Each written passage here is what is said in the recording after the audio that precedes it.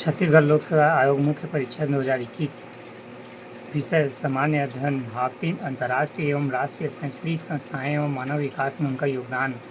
प्रश्न 1, एक प्राथमिक विद्यालय में क्या क्या बुनियादी सुविधाएं होनी चाहिए?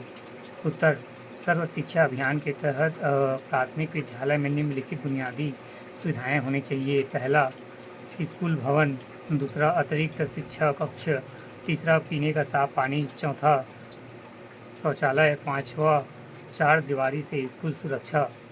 प्रश्न दूसरा, राष्ट्रीय तकनीक शिक्षा प्रशिक्षण और अनुसंधान केंद्र NITTR का उद्देश्य क्या है?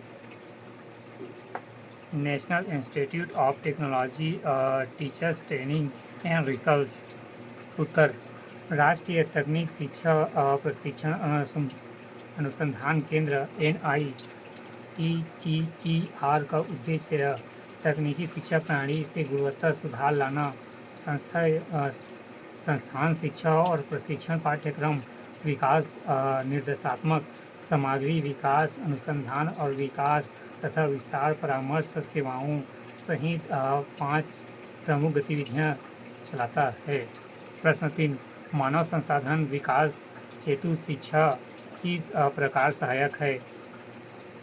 उत्तर, मानव संसाधन विकास का सार शिक्षा है जो देश के सामाजिक तार्किक ताने बाने में असंतुलन के लिए उल्लेखनीय और उपचारी भूमिका निभाता है।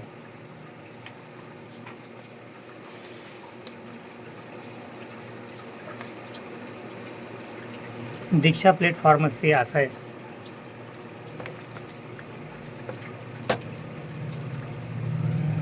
उत्तर, दीक्षा अर्थात digital infrastructure for knowledge sharing. यह एक राष्ट्रीय ई लर्निंग प्लेटफॉर्म है जिसका उपयोग वर्तमान में देश भर के शिक्षकों और छात्रों द्वारा दूरदर्श के माध्यम से स्कूली शिक्षा प्रदान करने के लिए किया जा रहा है। इसकी शुरुआत 2017 में भारत सरकार के शिक्षा मंत्रालय के द्वारा की गई थी। प्रश्न 5, राष्ट्रीय शिशुता प्रशिक्षण योजना क्या है? उत्तर, राष्ट्रीय शिशुता प्रशिक्षण योजना NATS भारतीय युवाओं को कौशल प्रदान करने के लिए भारत सरकार की एक फ्लैगशिप कार्यक्रम है। इसका उद्देश्य युवाओं और तकनीकी रूप से शिक्षित लोगों को कार्य क्षेत्र के लिए आवश्यक व्यवहारिक ज्ञान और कौशल से युक्त बनाना है। प्रश्न 6, श्रम बल भागीदारी दर से क्या समझते हैं? उत्तर, श्रम बल भागीदारी दर प्रतिशत 1000 व्यक्तियों में श्रम बल में शामिल व्यक्तियों की संख्या होती है। श्रम बल भागीदारी LEPR रोजगार प्राप्त व्यक्तियों की संख्या प्लस बेरोजगार व्यक्तियों की संख्या बटे कुल जनसंख्या।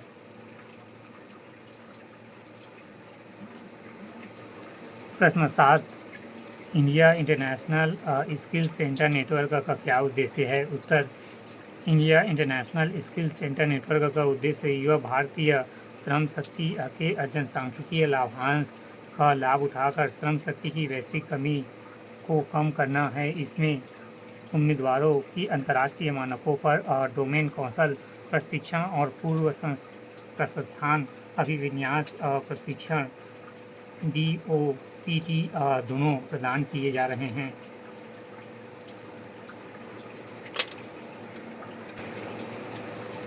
प्रश्न 8, सुगम भारत अभियान के उद्देश्य लिखिए। उत्तर, सुगम्य भारत अभियान का उद्देश्य विकलांग व्यक्तियों की जीवन के सभी क्षेत्रों में भागीदारी करने के लिए समान अवसर आत्मनिर्भर जीवन प्रदान करना। सुगम्य भारत अभियान सुगम्य भौतिक वातावरण, परिवहन, सूचना एवं संचार पारिस्थितिकी तंत्र विकसित करने पर केंद्रित है।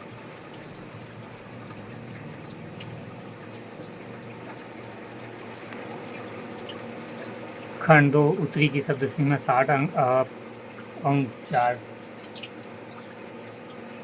प्रश्न 9, बेरोजगारी कैसे मापी जाती है? उत्तर, समय और इच्छा मापदंड के आधार पर बेरोजगारी मुख्य रूप से खुली बेरोजगारी, अल्प बेरोजगारी का अनुमान लिखित 3 दृष्टिकोण का उपयोग करके लगाया जाता है। पहला, सामान्य स्थिति दृष्टिकोण, यह केवल उन व्यक्तियों को बेरोजगार के रूप में दर्ज करता है जिसके पास सर्वेक्षण की तारीख से पहले 365 दिनों के दौरान एक प्रमुख समय के लिए कोई लाभकारी काम था एवं सक्रिय रूप से काम की तलाश कर रहे। दूसरा, साप्ताहिक स्थिर दृष्टिकोण। एक व्यक्ति को रोजगार कहा जाता है यदि वह सप्ताह 1 घंटे के लिए काम करने में असमर्थ है। तीसरा, दैनिक स्थिति दृष्टिकोण। एक व्यक्ति जो 4 घंटे या उससे अधिक काम करता है लेकिन एक दिन में 8 घंटे तक काम करता है तो पूरे दिन के लिए नियोजित रूप में दर्ज किया जाता है। 1 घंटे या उससे अधिक लेकिन 4 घंटे से कम काम करने वाले व्यक्ति को आधे दिन के अनियोजित के रूप में दर्ज किया जाता है।